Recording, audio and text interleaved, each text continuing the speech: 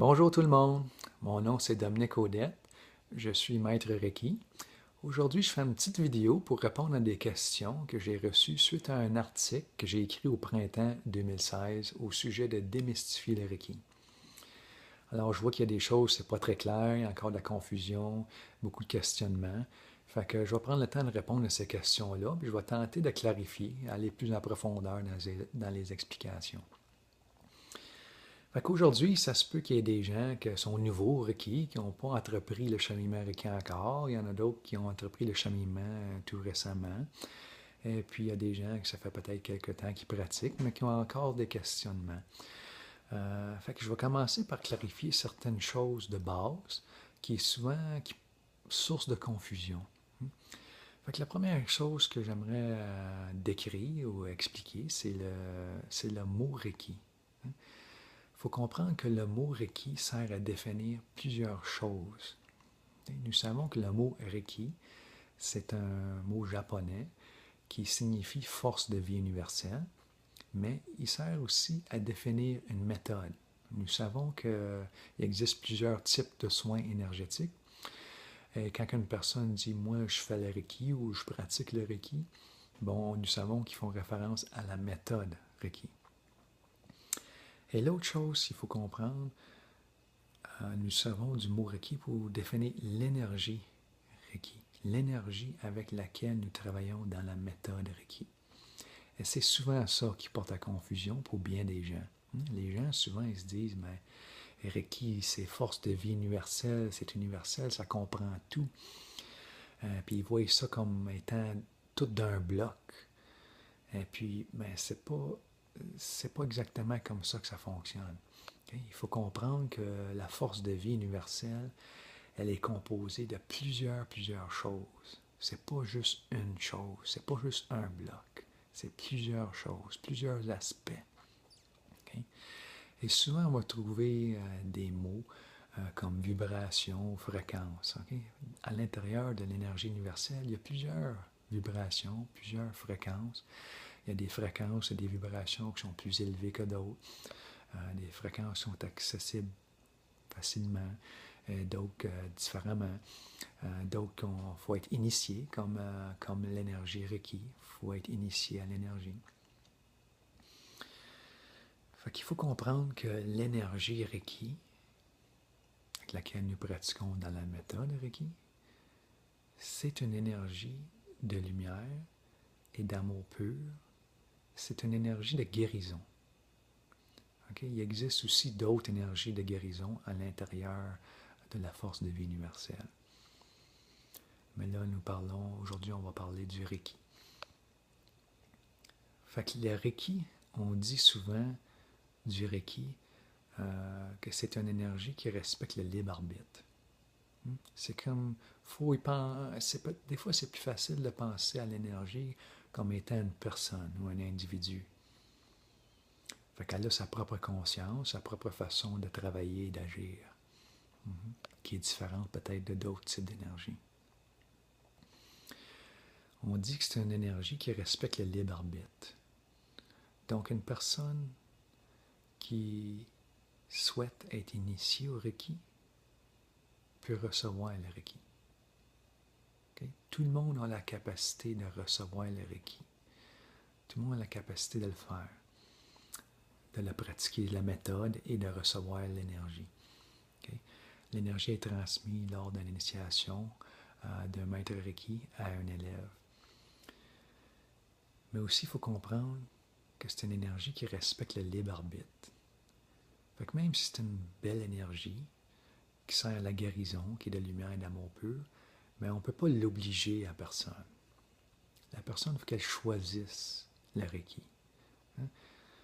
Fait que souvent, les gens, ils vont être attirés au Reiki. Et ils vont dire, c'est quoi ça, le Reiki? Le Reiki, ça me parle, je sais pas. Ils ne sont pas obligés de comprendre c'est quoi, mais ils vont être attirés. Quand on est attiré, mais il faut se faire confiance. Il faut écouter cette petite voix-là, ce petit ressentiment-là qu'on a à l'intérieur de nous, qui nous dirige vers le Reiki. C'est parce qu'il y a quelque chose là-dedans qui nous parle, qui va être bon pour nous autres. Quelque chose qui indique qu'on est ouvert, réceptif à recevoir le Reiki. Donc, il faut être ouvert à recevoir le Reiki. On ne peut pas prendre quelqu'un sur le coin de la rue, mettons, et les inviter à se faire initier en lui disant que ça va lui faire du bien, et les obliger à suivre une initiation et être initié au Reiki. Si la personne ne l'accepte pas, ben ça ne fonctionne pas, parce que c'est une énergie qui respecte le libre arbitre. Elle respecte le libre arbitre à un niveau conscient et inconscient. Ça veut dire qu'une personne peut dire oui, moi je veux être initié au Reiki, mais à l'intérieur d'elle ou de lui, ils ont un blocage, puis ils ne veulent pas vraiment, ils ont été parce qu'il y a quelqu'un qui les a conseillé d'y aller, puis là, ils ont dit, bon, ben, je vais y aller, ils vont arrêter de m'en parler. Hein? C'est pas une bonne raison de suivre le Reiki, mais ça arrive. Fait que si la personne, au niveau subconscient, ne l'accepte pas, il peut y avoir plein d'autres raisons aussi, ben ça ne fonctionne pas. Okay? L'énergie, elle a sa propre conscience, elle respecte le libre arbitre. Une fois qu'on est initié au Reiki, et puis on veut offrir du Reiki à des gens, à d'autres gens, mettons, on dit que l'énergie circule d'elle-même. Quand on a besoin de Reiki, tant qu'on l'accepte, qu'on l'accueille en nous, elle va circuler et on va recevoir les bienfaits de cette énergie-là. Il y a des instances où on va offrir le Reiki à une personne. Okay? Et puis si la personne refuse le Reiki, d'une façon consciente ou inconsciente, mais l'énergie ne circule pas, tout simplement, parce qu'elle respecte le libre arbitre. La personne qui envoie le Reiki peut avoir les meilleures intentions au monde, mais si l'autre personne, le receveur, ne l'accepte pas d'une façon consciente ou inconsciente, ça ne fonctionne pas. L'énergie respecte le libre arbitre, elle ne circulera pas. Donc, dû à ça, on dit que c'est une énergie qu'on ne peut pas faire de tort à rien ni à personne. Prochaine chose que j'aimerais clarifier. Il y a des gens, il y a eu beaucoup de questionnements à propos des différentes sortes de Reiki. Il faut comprendre que le Reiki, ça vient du Japon. On appelle ça souvent le Reiki Usui, parce que le fondateur, évidemment, il s'appelle Mikao Usui.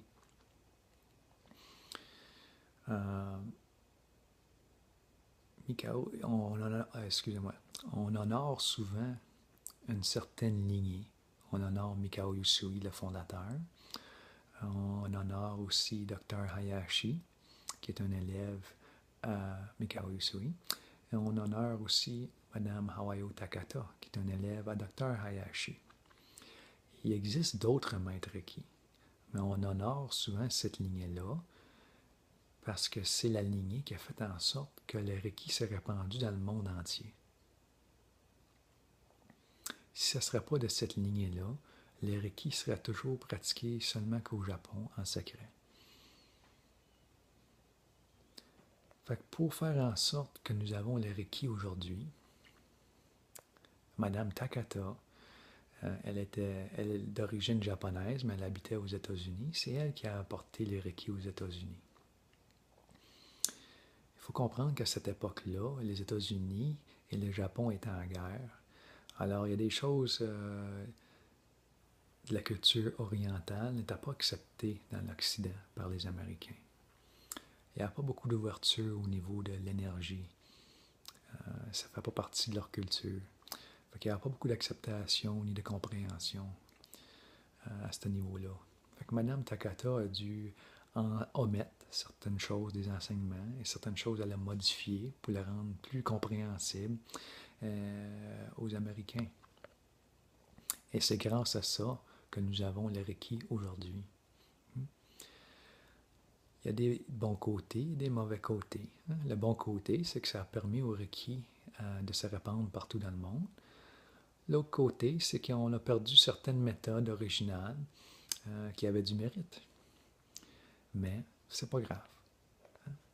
On sait que l'énergie Reiki a sa propre conscience. Fait qu'une personne qui accueille le Reiki, qui reçoit le Reiki, qui accepte le Reiki, bien, le Reiki va les guider. Et c'est ce qui est arrivé au fil des années. Il y a des gens qui ont été initiés au Reiki aux États-Unis, et avec le temps, ils sont bien aperçus qu'il manquait des informations. Ils ont commencé à comprendre l'énergie, comment ça fonctionnait. Ils cherchaient des réponses à leurs questions. Alors, ils sont allés pratiquer d'autres méthodes de soins énergétiques pour les aider à comprendre l'énergie. Puis, on ramené ça au Reiki. Il y en a d'autres qui ont été guidés à faire des recherches. Il y en a qui ont retracé des méthodes originales qu'ils ont réintégrées au Reiki. Il y a des gens qui sont laissés guider simplement par l'énergie. L'énergie les a guidés. Alors, ils ont développé des nouvelles méthodes. Et quand on fait la comparaison avec ceux qui ont retracé les méthodes originales, avec ceux qui se sont laissés guider par l'énergie, on trouve qu'il y a des similitudes. Parfois, c'est expliqué un petit peu différemment. Ils n'ont pas les mots japonais, mais c'est très semblable. C'est la même chose. Qu'est-ce qui est important? C'est l'énergie Reiki. L'énergie Reiki, elle est transmise par voie d'une initiation, d'un maître Reiki à un élève. Qu'est-ce qui fait en sorte que nous avons, on dit qu'il y a environ 300 sortes de Reiki différents aujourd'hui. Fait que ça vient de là. Okay? Fait que peu importe le nom que nous mettons au Reiki, nous savons que Reiki, on parle d'une méthode particulière qui origine du Japon. Nous savons que Reiki parle d'une énergie particulière que nous recevons lors d'une initiation. Okay? Fait que peu importe le nom, okay? Souvent on appelle ça le Reiki Usui, parce que le fondateur, c'est Mikao Usui. Il y en a qui vont revendiquer, qui ont la méthode traditionnelle, qui est Reiki Usui Shiki Ryoho. Okay? Et puis, plein d'autres noms. Il y en a des gens qui vont appeler le Reiki des anges, le Reiki des fées, le Reiki des dauphins. Il faut comprendre qu'à la base, c'est toujours l'énergie Reiki qui est transmise à l'élève, d'un maître à l'élève, par voie initiatoire. Okay? Fait que peu importe le nom que nous y donnons, vous avez toujours le Reiki. Vous recevez cette connexion-là, cette énergie-là, cette énergie de guérison-là. Fait que quand on fait référence, mettons par exemple le Reiki des anges, vous recevez l'initiation Reiki, vous êtes initié au Reiki, et il va y avoir un volet, parce qu'il faut expliquer que quand on travaille dans les soins énergétiques, on a aussi des guides. Il y en a qui s'appellent les guides Reiki, il y en a qui s'appellent les anges, il y en a qui s'appellent les aides de lumière. Il y a différents noms. Nous avons des guides énergétiques qui nous guident lors de nos soins et lors de notre cheminement. Fait qu'il y en a pour certains, c'est des anges. Alors, ils vont appeler les Reiki des anges. Fait que vous recevez l'initiation Reiki, l'énergie Reiki, et puis il va y avoir un volet où ils vont parler plus particulièrement des anges. Fait qu'ils vont expliquer comment faire appel aux anges pour qu'ils vous aident dans votre pratique et tout plein de choses, tous les aspects de votre vie.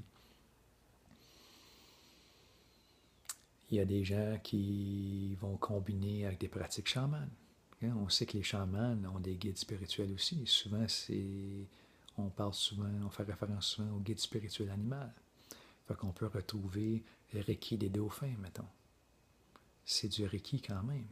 Vous recevez l'initiation Reiki, vous recevez l'énergie Reiki, mais il va y avoir un volet où ils vont vous parler plus particulièrement comment faire appel aux dauphins pour avoir accès à leur énergie, leur conscience, leur connaissance pour vous aider, tout simplement. Il faut comprendre aussi que les Reiki, ce n'est pas une religion ni une secte. Okay? Fait qu'on n'est pas obligé d'être croyant pour pratiquer le Reiki.